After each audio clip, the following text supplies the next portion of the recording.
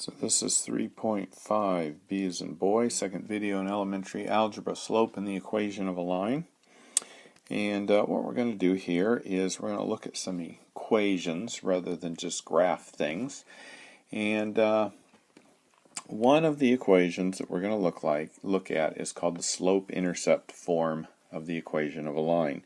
It's just a form or a way to write an equation so that you can very quickly and easily look at a line or draw a line without much effort.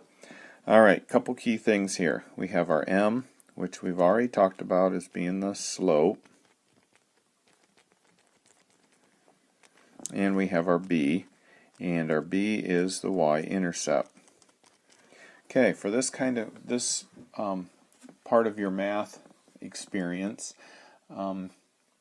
in order to draw a line, in order to write an equation, those are the two bits of information that you're always going to be missing. So if you've got both those pieces of information, you can write an equation for any line. If you're missing one or both of those pieces of information, you're going to have to find them. So that's what we're going to do today. Is example 5. It asks you to find an equation. Now, what do we know about the equation? We know that the slope is negative 4/5. We know that the y-intercept is 5. So I would that, and that goes in there, and I can very easily then write the equation of a line. Y equals m plus 5, and there's my equation. Alright, so what does that do as far as helping us to graph this? It allows us to, first of all, graph one point. Now, to get the one point to start with, because you've always got, when you're graphing, you've always got to have enough information to at least draw one point. And this will always be the point that you're looking at. The y-intercept is always, the x is always going to be 0, and the y is always going to be whatever number that is. So you've always got a point given the y-intercept. It's always going to be 0 something. So in this case it's 0, 5, which means we go left, we start at the origin, and we go left or right 0, and up or down 5. Okay, in this case it's a positive 5. If it was a negative, we'd go down 5. So we go up 5, and your y-intercept is always on the line. Remember, it's always where the line crosses the y. Alright, so we have that one point. Now we can use our slope over here to find the next point. Remember, the slope is y over x.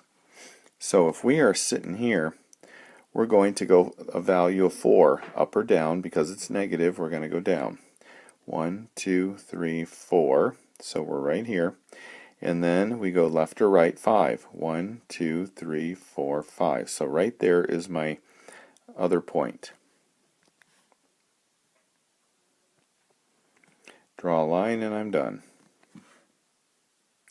If I were to make the choice to make this 5 negative and this 4 positive, if I took this negative and moved it down here and took that one away, then when I moved from here, I would go, that 4 is positive, 1, 2, 3, 4. 5 is negative, 1, 2, 3, 4, 5, and I would end up here. Still be able to draw that same line. That's the important part. Am I able to draw the same line? Okay, so for example 6, it says find the slope and y-intercept for negative 2x plus y equals negative 4. Alright, so it gives us that equation. Find the slope and y-intercept. We can't do that unless we get it in slope-intercept form, which is y equals mx plus b. So that's what we're going to do, is rearrange our problem so that it is in that format. So we're going to have to get y by itself. So we've got a y here, but we've also got this negative 2x. So let's add 2x here and add 2x here, and that will make this one disappear. We get y equals 2x minus 4. Notice when I do that, I am now in this kind of a format.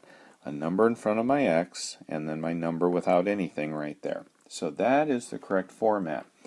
Which means now that I've got it in that format, I can find out my m, my slope is 2, and my y-intercept is, it says it's plus b, but I have a minus, so that's going to be negative 4. And that's going to be my y-intercept. So let's get my graph back over here because it says it wants us to graph it. Let's do this with blue. So again, first point I'm going to put on here has to do with my y-intercept. I always graph that point first. So it's at negative 4. So I went left or right 0, down negative 4. The y-intercept will always be on the y-axis. So you just look at this and go up or down that number depending on whether it's positive or negative. Then I start with that number, negative 4, and I use my slope. Well, my slope is just 2, but if I want to change that to a fraction, it would be 2 over 1, which is my y over x. So I'm going to sit here on my y-intercept, and my y says I'm going to go 2. So I'm going to go 2 positive, so that's up. And then my bottom number is a 1, so I'm going to go left or right 1, and because the 1's a positive, I'm going to go to the right 1. So that's my next point. Draw a line, and I'm done. I just drew the graph of that line. So the final example is example 7, and again they give us an equation, and they ask us to find the slope and y-intercept. So we're looking for the slope, and we're looking for the y-intercept. Alright, so again I've got to rearrange this equation so it says y equals something. So I'm going to first of all get rid of everything that's not y. So I get negative 2y equals negative 3x plus 6. Because remember, I can't combine those because one's got a letter and one doesn't. Alright, so I'm going to divide both sides by negative 2 to get rid of that. And then those go away. And I get y equals negative 3x plus 6 over negative 2. Now I'm going to split these up. Remember how we've done that? We're going to take this and split it up, so that'll be negative 3x over negative 2, and then I'm going to split that up.